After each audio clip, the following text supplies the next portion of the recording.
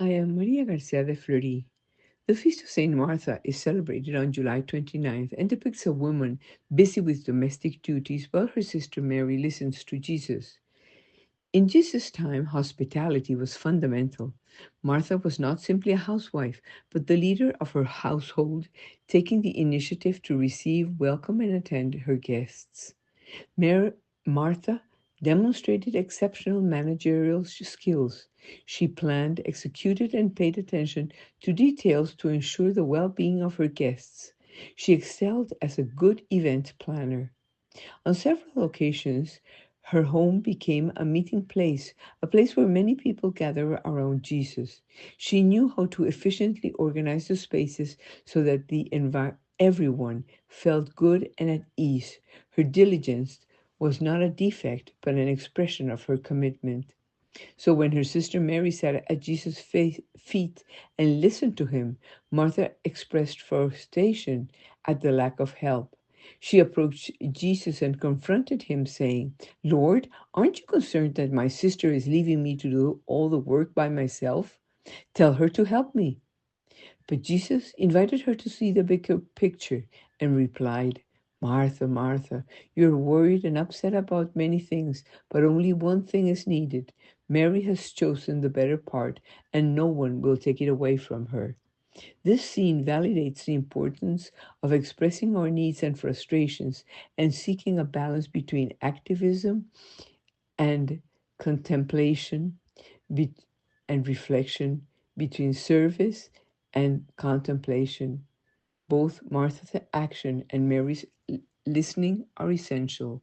And then another moment, faced with the death of her brother, Martha did not lose faith. She cried out to Jesus, If you had been here, my brother would not have died.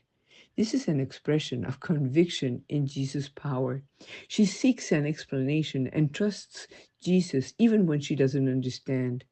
Martha's faith is not superficial. It is a faith that remains firm even when reality seems to contradict it. Martha engages in a surprising theology of dialogue with Jesus.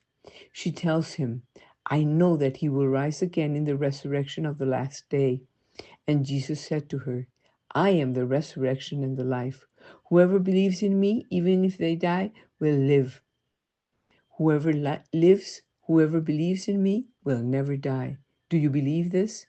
Martha replied, Yes, Lord, I believe that you are the Christ, the Son of God, the one who has to come into the world. Friends, this is one of the most explicit and powerful confessions of faith in the entire gospel. Martha invites us to recognize in her a woman of profound faith, a pragmatic leader, a dedicated servant, and a voice who, despite her frustrations and fatigues, never stopped seeking and trusted in Jesus.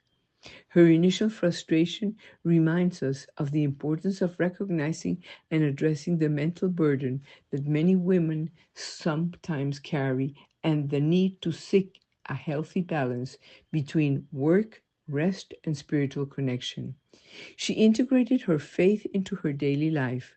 Martha teaches that the path to the divine is not exclusive to passive contemplation, but is manifested in active service, generous hospitality, and unwavering faith that dares to question and trust in the midst of adversity, showing that Jesus is always willing to answer us because he is God, and with God we always win.